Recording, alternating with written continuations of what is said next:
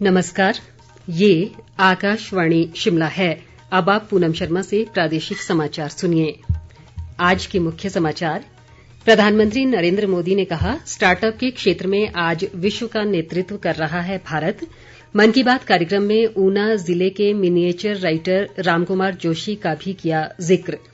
मुख्यमंत्री ने शिमला जिले के कुपवी में 180 करोड़ रुपए की विकास परियोजनाओं के किए उद्घाटन व शिलान्यास। राज्यपाल ने स्वस्थ रहने के लिए लोगों से सही जीवन शैली व खानपान अपनाने का किया आह्वान। और कांग्रेस अध्यक्ष कुलदीप राठौर ने सरकार पर बाहरी राज्यों के लोगों को नौकरियां देकर प्रदेश के युवाओं के साथ अन्याय करने का लगाया आरोप। अब समाचार विस्तार से। प्रधानमंत्री नरेंद्र मोदी ने कहा है कि स्टार्टअप के क्षेत्र में भारत विश्व का नेतृत्व कर रहा है। आकाशवाणी से मन की बात की 83वीं कड़ी में राष्ट्र को संबोधित करते हुए प्रधानमंत्री ने अनेक मुद्दों पर लोगों के साथ अपने विचार साझा किए। अधिक ब्यौरा हमारे विशेष संवाददाता से। मन की बात कार्यक्रम में प्रधानमंत्री ने कहा कि देश भर में पंचायत से संसद तक अमृत महोत्सव की गूंज है और इस महोत्सव से जुड़े कार्यक्रमों का सिलसिला लगातार चल रहा है। उन्होंने कहा कि महोत्सव से संबंधित कार्यक्रम सफलतापूर्वक जारी है। देश भर में आम लोग हों या सरकारें, पंचायत से लेकर के पार्लियामेंट तक अमृत महोत्सव की गूंज है और लगातार इस महोत्सव से जुड़े कार्यक्रमों का सिलसिला चल रहा है। ऐसा ही एक रोचक प्रोग्राम पिछले दिनों दिल्ली में हुआ। आजादी की कहानी बच्चों की जुबानी। कार्यक्रम में बच्चों ने स्वाधीनता संग्राम से जुड़ी गाथाओं को पूरे मनोभाव से प्रस्तुत किया। खास बात ये भी रही कि इसमें भारत के साथ ही नेपाल, मॉरिशस, तंजानिया, न्यूजीलैंड और फिजी के स्टूडेंट्स भी शामिल हुए।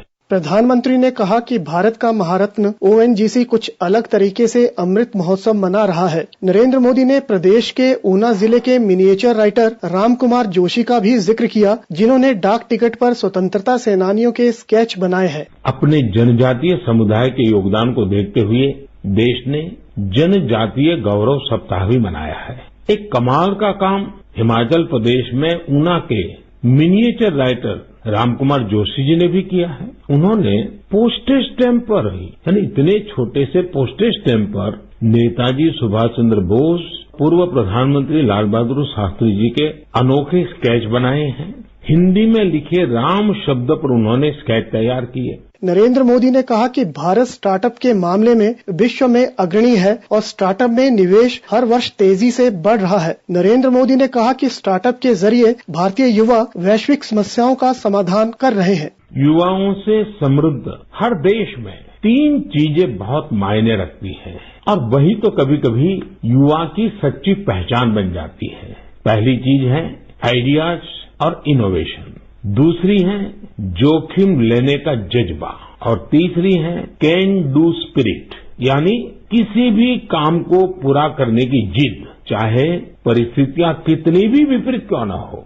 जब ये तीनों चीजें आपस में मिलती हैं तो अभूतपूर्व परिणाम मिलते हैं, चमत्कार हो जाते हैं। नरेंद्र मोदी ने दिसंबर में मनाए जाने वाले नौसेना दिवस और सशस्त्र सेना झंडा दिवस तथा बाबा साहब भीमराव अंबेडकर की पुण्यतिथि का भी स्मरण किया। प्रधानमंत्री ने लोगों को आगाह किया कि कोविड अभी गया नहीं है। उन्होंने कहा कि कोविड का फैलाव रोकने के लिए सावधानी बरतना हम सबकी जिम्मेदारी है। रितेश कपूर, आकाशवाणी समाचार, शिमला। सूचना व प्रसारण मंत्री अनुराग ठाकुर ने कहा है कि मन की बात कार्यक्रम में प्रधानमंत्री नरेंद्र मोदी द्वारा ऊना के मिनिएचर राइटर रामकुमार जोशी के कार्यों की प्रशंसा करने से पूरा प्रदेश गौरवान्वित हुआ है। अनुराग ठाकुर ने कहा कि नरेंद्र मोदी को हिमाचल के साथ गहरा लगाव है और प्रदेश की महान विभूतियों को सराहा जाना सभी के लिए गर्व की बात है। उन्होंने कहा कि रामकुमार जोशी ने अपनी कला के माध्यम से प्रदेश का मान बढ़ाया है। मुख्यमंत्री जयराम ठाकुर ने आज चौपाल विधानसभा क्षेत्र के कुपवी में 180 करोड़ रुपए की विकास योजनाओं के उद्घाटन व शिलान्यास किए। इनमें सैंज चौपाल नेरवा सड़क पर करीब 3.5 करोड़ रुपए से बना स्पैन पुल और लगभग 8 करोड़ रुपए से बनी चपांदली छैला सड़क का उद्घाटन भी शामिल है। एक जनसभा को संबोधित करते हुए मुख्यमंत्री ने कुपवी में SDM कार्यालय और राजकीय महाविद्यालय खोलने की घोषणा की। इसके अलावा उन्होंने पुलवाहल पशु औषधालय को अस्पताल में स्तरोन्नत करने और गडाला में हेलीपैड निर्माण का ऐलान भी किया। जयराम ठाकुर ने कांग्रेस पार्टी पर टोपियों के रंग पर लोगों को विभाजित करने का आरोप लगाया। उन्होंने कहा कि पिछले 4 वर्ष में वर्तमान राज्य सरकार ने सभी क्षेत्रों का समुचित विकास किया है। लगभग 180 करोड़ रुपए की विभिन्न योजनाएं और शिलान्यास और उद्घाटन किया जाए आपके एक विधानसभा क्षेत्र में एक साथ किया। और शायद मैं इस बात को कह सकता हूं कि शायद कुपवी के इलाके में इतनी बड़ी राशि लगभग 180 करोड़ के लगभग पैसा जो है वो यहाँ एक साथ इन योजनाओं के लिए आज से पहले कभी नहीं मिला। राज्यपाल राजेंद्र विश्वनाथ आर्लेकर ने कहा है कि स्वस्थ रहने के लिए जीवन शैली में बदलाव आवश्यक है और अनेक बीमारियों से सही जीवन शैली व खानपान के जरिए ही बचा जा सकता है। ऊना में आज आरोग्य भारती संस्था के अधिवेशन में अपने संबोधन में उन्होंने प्रदेश में पाए जाने वाले औषधीय पौधों का दस्तावेजीकरण करने पर बल दिया ताकि लोगों को इनके उपयोग के बारे में जानकारी मिल सके। राज्यपाल ने कहा कि बच्चों के ज्ञानवर्धन के लिए स्कूलों में भी औषधीय पौधों की वाटिकाओं का निर्माण होना चाहिए ताकि आने वाली पीढ़ी को भी इनसे अवगत कराया जा सके। प्रदेश कांग्रेस अध्यक्ष कुलदीप राठौर ने राज्य सरकार पर बाहरी लोगों को सरकारी नौकरियां देकर प्रदेश के बेरोजगारों के साथ अन्याय करने का आरोप लगाया है। केलंग में आज पार्टी की पदयात्रा में भाग लेते हुए उन्होंने सरकार की कथित जन विरोधी नीतियों के खिलाफ जमकर हमला बोला। राठौर ने आरोप लगाया कि महंगाई व बेरोजगारी से जनता परेशान है और सरकार का इस ओर कोई ध्यान नहीं है। केंद्रीय सड़क परिवहन व राजमार्ग व नागरिक उड्डयन राज्य मंत्री जनरल वीके सिंह ने सड़क परियोजनाओं का निर्माण कार्य तय समय के भीतर पूरा करने को कहा है। मनाली के बड़ागढ़ में कल शाम राष्ट्रीय राजमार्ग प्राधिकरण, सीमा सड़क संगठन और लोक निर्माण विभाग के अधिकारियों के साथ एक बैठक में उन्होंने कहा कि सड़क परियोजनाओं की डीपीआर बनाते समय भू अधिग्रहण के मामलों को बारीकी से देखा जाना चाहिए। जनरल वीके सिंह ने निर्मित भवनों व बस्तियों के मामलों को भी संवेदनशीलता के साथ सुलझाने पर बल दिया।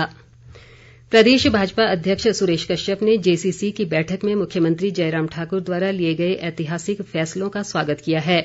उन्होंने कहा कि अनुबंध कर्मचारियों के नियमितीकरण की अवधि घटाकर 2 वर्ष करने से इन कर्मचारियों की लंबे समय से चली आ रही मांग पूरी हुई है और इससे लगभग 19,000 कर्मचारियों को लाभ मिलेगा।